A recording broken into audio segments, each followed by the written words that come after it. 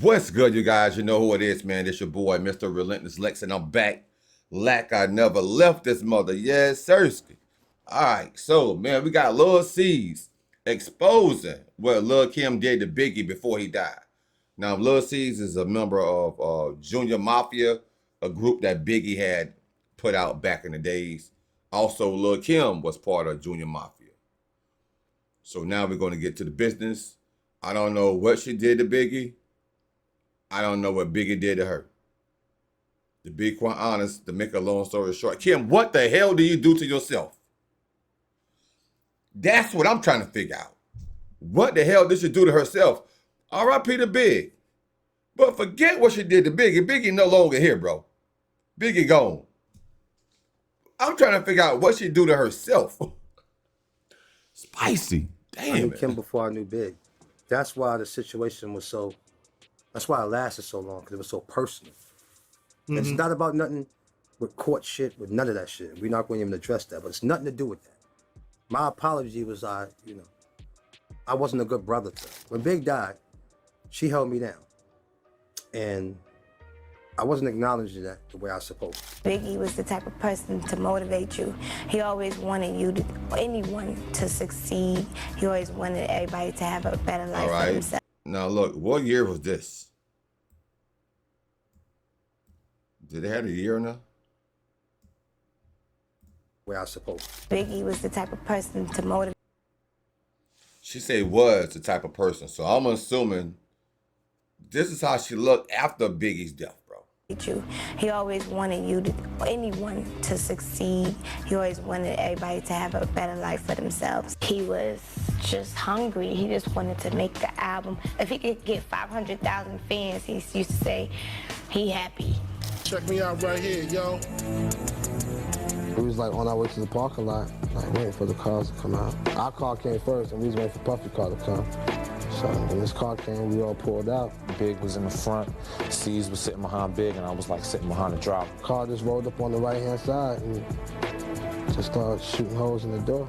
Lil C's has finally come out and admitted that he was wrong about Lil Kim. If you've been following their history, you know that's a big deal. For years, Kim was made out to be the bad guy after Biggie died. People acted like she was disloyal, like she switched up, or like she wasn't really there for him. But the truth is, she was probably one of the only ones who really held him down, even after he was gone. Meanwhile, C's and the rest of Junior Mafia were out here feeding into this narrative that made her look bitter and fake. And this narrative stuck. The media ran with it, fans believed it, and Kim got pushed out of the story in a lot of ways. But now C's is finally clearing that up. He admitted he played a role in how Kim was portrayed and said she deserves more credit for what she did for Biggie, both when he was alive and after he passed. So let's break down what Lil C said, why it matters, and how Kim actually helped keep Biggie's legacy alive even when everybody else turned their back on her. Great time, and that's my sis for life. Just because we had a little falling out, the love was still there on both sides. So to understand why Lil C's apology to Kim matters, you've got to know how deep the fallout between them really was. After Biggie died in 1997, things got messy fast. And Junior Mafia, the group Biggie put together, which included both Kim and C's, basically fell apart. People started picking sides, money dried up, and egos kicked in. But the real split happened years later, around 2005, when Lil Kim got caught up in a federal case. She ended up going to prison for perjury for lying to a grand jury about a 2001 shootout outside the Hot 97 studios in Manhattan that involved... Well, she said that in she said that in her song with Mary J. Blige. Remember she said, "I lie for you, die for you, right hand high for you." That means she raised her hand on the stand and lied to the judge. So that was she said she'll do that shit. And she didn't, and land her ass in jail too, look. People from her crew. Kim was found guilty of lying to a federal grand jury during the investigation of a shooting outside a New York radio station. Prosecutors say she made up most of her eyewitness testimony about a 2001 fight outside Hot 97.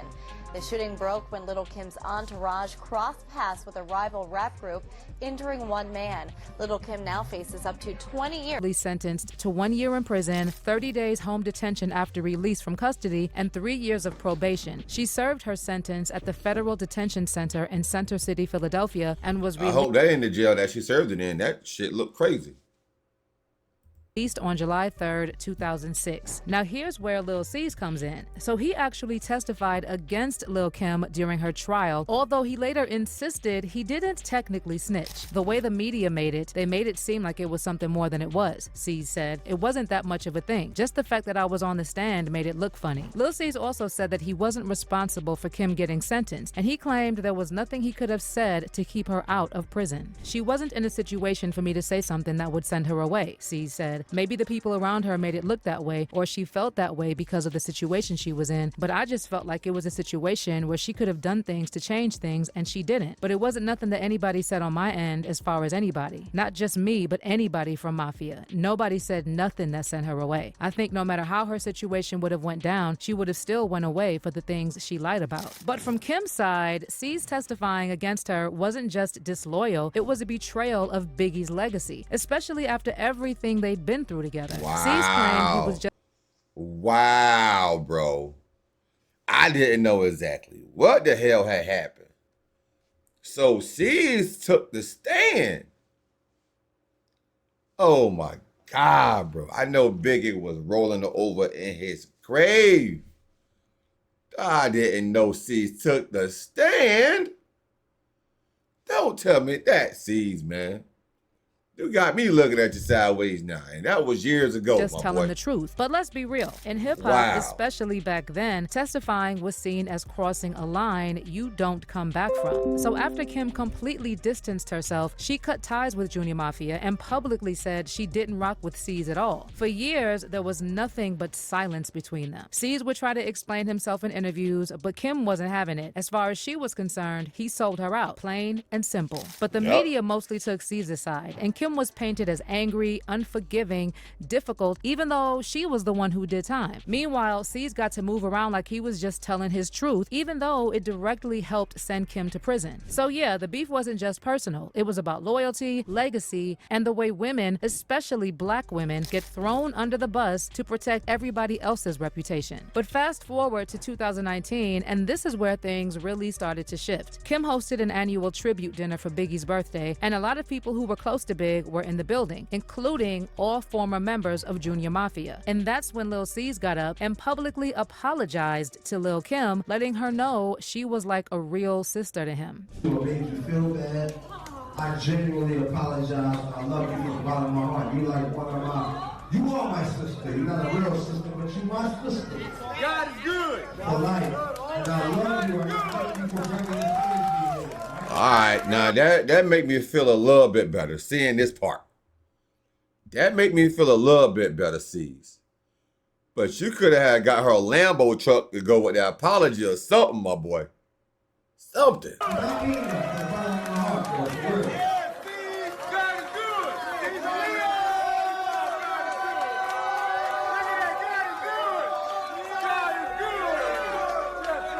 I know you that, bro. I've been wanting to say that to you for years. So y'all hear everybody in the background saying God is good at an event like this with rappers and everything. So that goes to show you how powerful God is, man. He'll move in any situation, no matter who you are, bro. He don't have no just person, bro. He don't. It took an experience.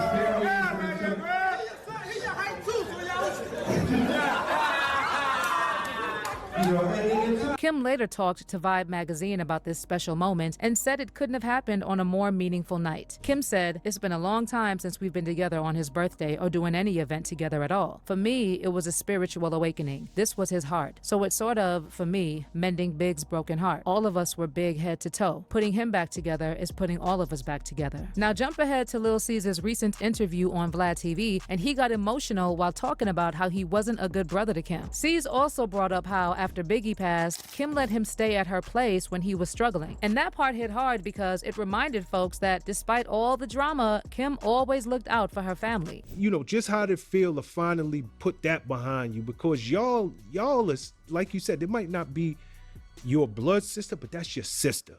I knew her before I knew Big. Oh, wow. You know what I'm saying? I knew Kim before I knew Big. That's why the situation was so, that's why it lasted so long, because it was so personal. It's not about nothing with court shit, none of that shit. We're not going to even address that, but it's nothing to do with that.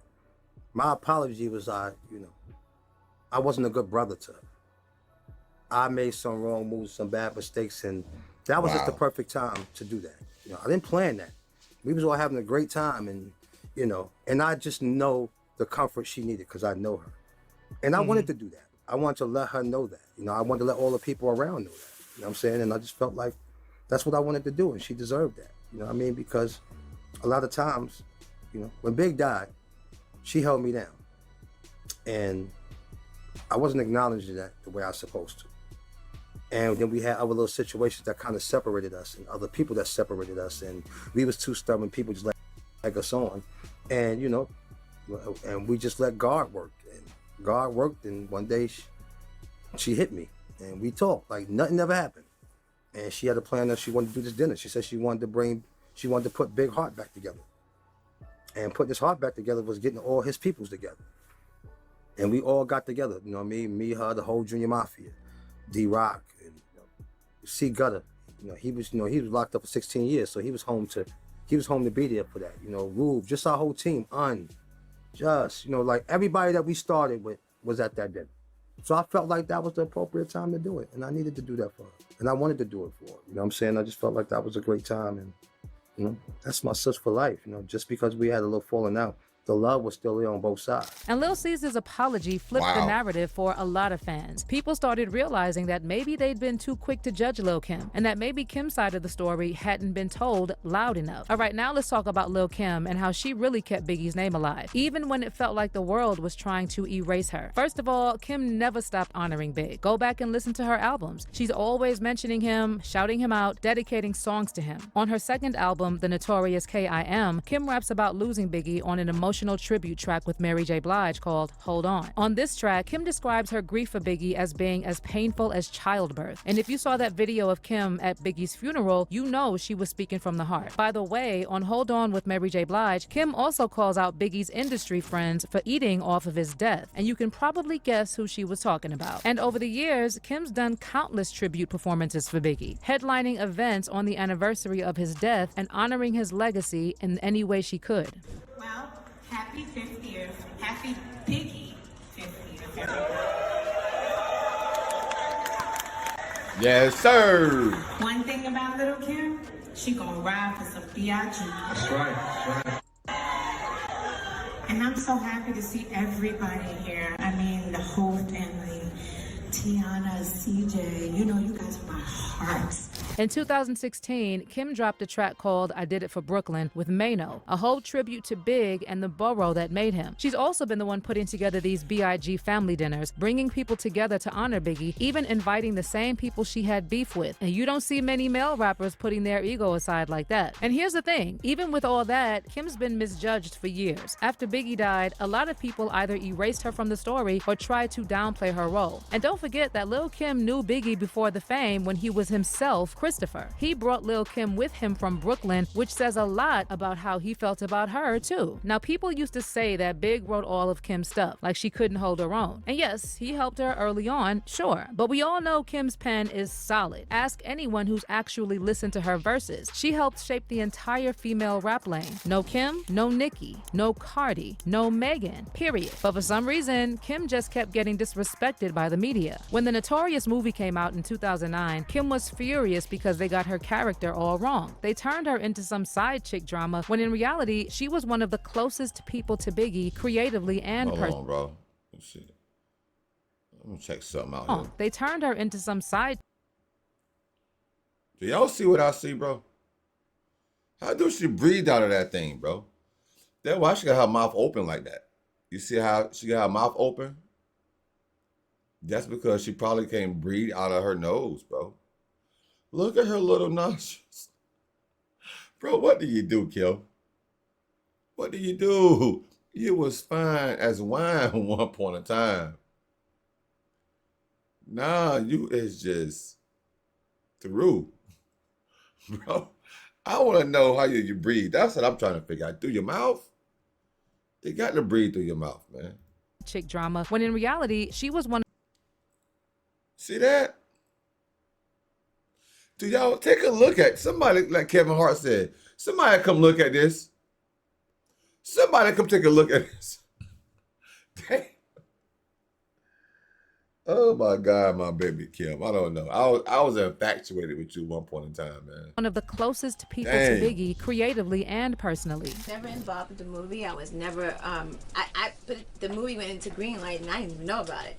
You know, how can you write? This is my dispute with this. Like, how can you write a movie about somebody's life and you don't even talk to them? Like, that's just how can they get your incredible. dialogue too? Like, if there was situations, okay, well, this is what happened. Like, Or the if right it was a thing big to use. event, Right. then they say, okay, well, but how could they get just every word? Yeah, like how, this is and what how she do you said. know how I touch Biggie? How do you know how we kissed? How do you know how we talked? How do you know what, like, there were certain things that we did intimately that no one would ever know except for me and him. Right. You know? And so after the movie went down and, you know, they already picked who they wanted to pick and, you know, they already greenlit the movie and they were already shooting in Brooklyn, I went down there with my lawyers flipping. Like, you know, what the heck is going on? Have you seen the movie yet? I've seen a little bit of it. Is it hard for you to even watch it? It's hard for me to even watch it because Right. it's so far-fetched from the truth. I mean, the stories of even him and Faith, and it's so far-fetched from the truth. This story is ridiculously funny. It's like a spoof to me. And then Kim also got caught up in label Wow. politics. Remember that Monica track, Anything to Find You? Kim recorded a verse for it, but they pulled it last minute because of clearance issues with Biggie's estate, which was headed at the time by Biggie's mother, Valletta Wallace. Monica later addressed the situation on social media and revealed it was really Biggie's mom who blocked Kim from appearing on the track. Monica wrote, I am just finding out what has happened to my single, and myself and Missy are beyond hurt that Lil' Kim was removed. She's our friend, a legend, and Lil' Kim will get the respect she deserves at all costs. The clearance was revoked, and I'm fighting to get it reinstated by the Biggie estate. But Monica later came back with another post saying, I am as thorough as they come, and I love Lil' Kim. Bottom line is Miss Wallace has the final say, and she said no. If we put it out, we get sued. But even after all that, when Biggie's mom Valletta passed last February, Kim was right there at the funeral. And once again, she showed that she can take the high road and put all the petty drama aside. And let's be real, a lot of the hate Kim got was straight up misogyny. They painted her as disloyal, crazy, fake, but the truth is, she was one of the few who really rode for Big through it all. People tried to erase her, but Kim kept showing up in her music, in her actions, in her loyalty. She didn't just keep Biggie's name alive, she protected it. And now, finally, people are starting to see that. At the end of the day, that apology from Lil C's wasn't just about squashing old beef. It was about finally giving Lil Kim the credit she's deserved all along. But now I want to hear from you. Do you think Lil Kim was misjudged over the years? And how? Man, they did Kim wrong, bro. Well, Kim, baby girl, you did yourself wrong to your face and your body, first of all. Second of all, you did yourself wrong again to your face. Nah. But Kim, she a real one though, man. She been holding it down. You know, I'm glad to see Junior Mafia had came back together for Big to have that dinner and everything, man. That was pretty dope. Shout out to Kim, R.I.P. to Big. Nah, I still feel some type of way for the Lil C's thing. I'm glad he apologized. But I wish I could find out what he had said on the stand. I'm about to dig deep. I wouldn't mind just knowing what he said about Kim on that stand, bro, and how he said it. I wish I could find it and see it and watch him. It might be on YouTube somewhere. But, yeah, other than that, man, you guys make sure y'all liking and subscribing to the channel. Let's get at least 2,000 likes on the video. Y'all watching the video, but y'all not hitting the like button, man. So, yeah, hit that like button for me.